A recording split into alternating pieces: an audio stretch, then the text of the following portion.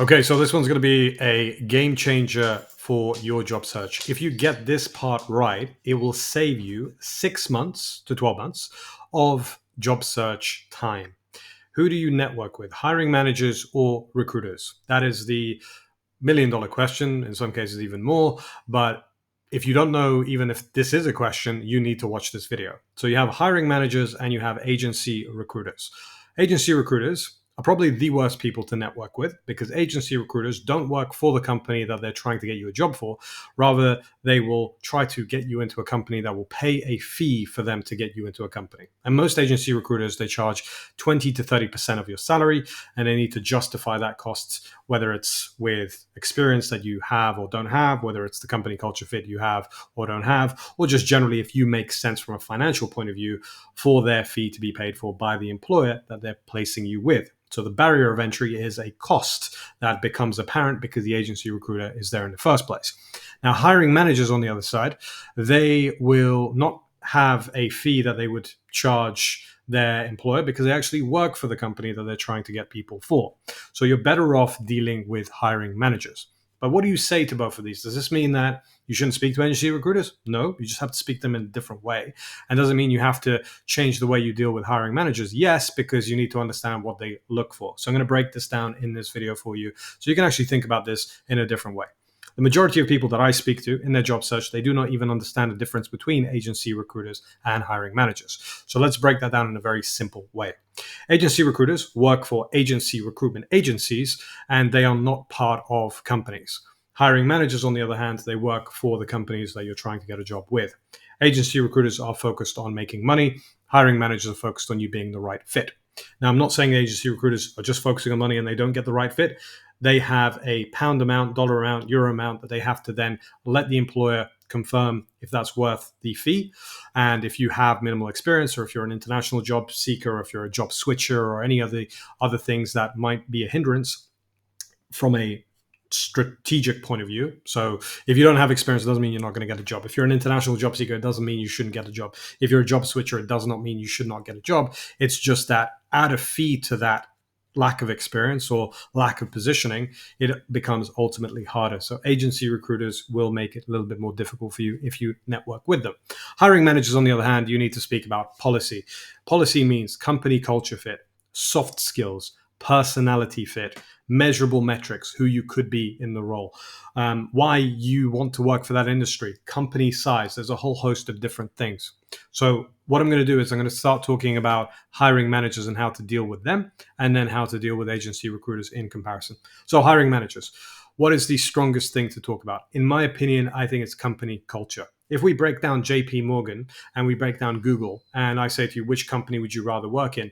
You would have a clear-cut answer for me, one or the other. One's corporate, one's a little bit more work-life balance, one's creative, one is more financially structured, right? So there's a clear different company culture between those two. Now, I want you to add shades of gray to this. There's a lot of different types of companies and different company sizes. So if you're looking for an AI startup, you're probably going to look for an agile working style. It's probably going to be a little bit of hybrid. It's going to be focused more on time management as a soft skill. The experience might not be, deemed the most important. It's more you as a person. Now, if you're looking to get into an architecture firm, you're probably going to be focusing on a in-office environment. It's going to be more focused on your hard skills, and the soft skills might be important when it comes to team building or teamwork or adaptability. So there's different layers to this. So hiring managers want to understand the industry that you're interested in, the company size, what's your personality type, because they're making a decision if you're going to be an existing positive fit to the existing team that they have. Agency recruiters, they're going to think, can my client pay me $15,000 to get this candidate in? And that's mostly going to be focused on hard skills. So I want you to see the comparison between the two. So if you ask an agency recruiter, hey, what's the company culture like? But they're thinking, is my client going to pay for this candidate because they have all the hard skills? They don't care about company culture. They care about putting that pound amount, dollar amount, euro amount on that hard skill you have or you don't have. So hiring managers, you want to ask big picture questions to. What's the company culture like? What are the most important soft skills that your company looks for from your perspective, being in the company? What are the measurable metrics that you look for? These are transferable skills. What is the key metric of success? These are the pinpoint things. So, for example, some companies, they look for people who have leadership quality above everything else. So if you have a lack of experience, but you really want to work in a company and you have leadership qualities, a hiring manager is more likely to take you seriously with the lack of experience over an agency recruiter.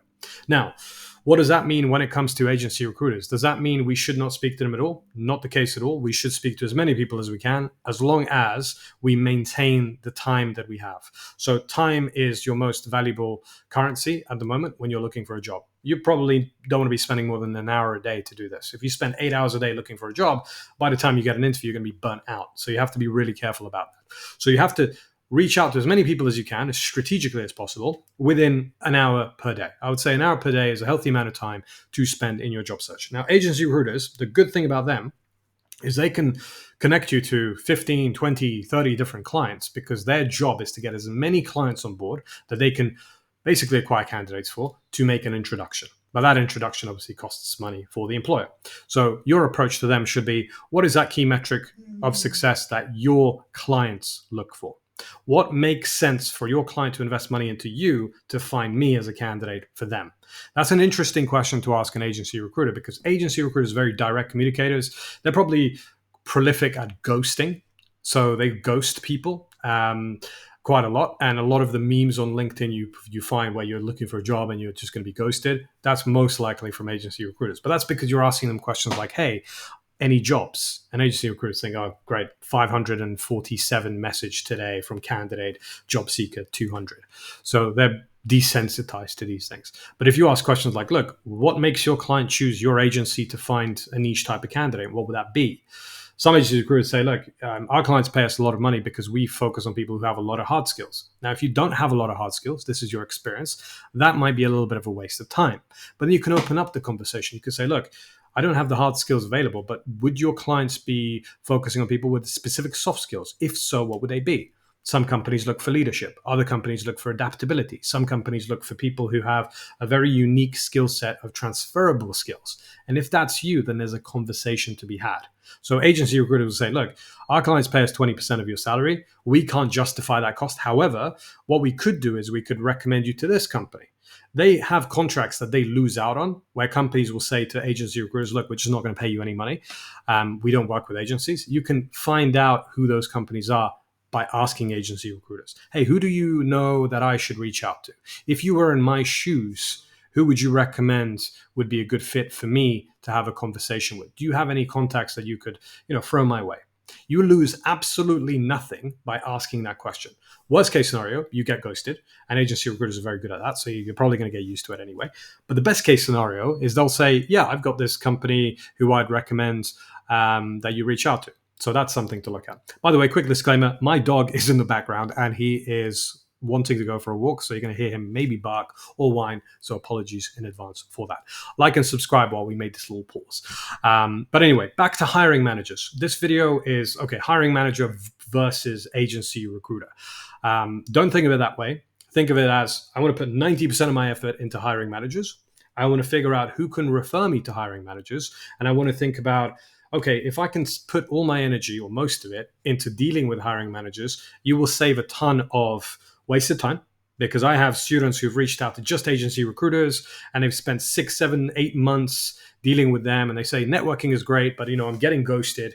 And then I realized that they just deal with agency recruiters. They do not tap into the companies themselves. So keep in mind that these agency recruiters are pitching hiring managers all the time to say, hey, how could we get a contract with you guys so we can source candidates? Hiring managers are thinking, okay, I'm going to have to deal with this agency recruiter because I'm not really finding any other candidates. But what if you were the candidate that reached out to that hiring manager and you developed a conversation? You had a genuine conversation. So that's something that I think you should start thinking about doing. So I'm going to expand on this subject a little bit more, but I really wanted to create this video so you kind of have this like light bulb moment where if your job search has been traditional, where you've applied, nothing's happened, and then you start to feel a little bit stuck, or worse yet, you start to think, what if I have to change the job that I'm looking for? What if now I wanted to be a data analyst, but I'm just going to settle for this other thing? before you do that, please just reach out to people who have decision-making ability. Your job search should be 5 to 10% traditional application, 90% personal branding.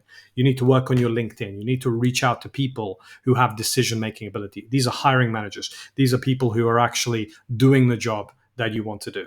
You should reach out to people, and I'll do this for another video, where if you reach out to people who do the job that you want to do, they have had experiences with hiring managers. They know the interview process. They know what the company culture is like. They can give you a cheat sheet of things to do. Like, your opportunities are literally endless if you become outreach focused. Outreach focused means that you want to reach out to people. LinkedIn is there. It's a tool. It's free. Like, you can reach out to people and you can have conversations with them. You can book meetings with these people. I want you to imagine that if you have a meeting with a decision maker and they like you and they say, look, sure, I'm going to refer you, and then you automatically get an interview. Imagine that happening. Happens every single day. People on LinkedIn get a job every like 0.3 seconds. There's a billion users. It's a really busy platform. You need to take advantage of it. Like 15 years ago, 20 years ago, it didn't exist.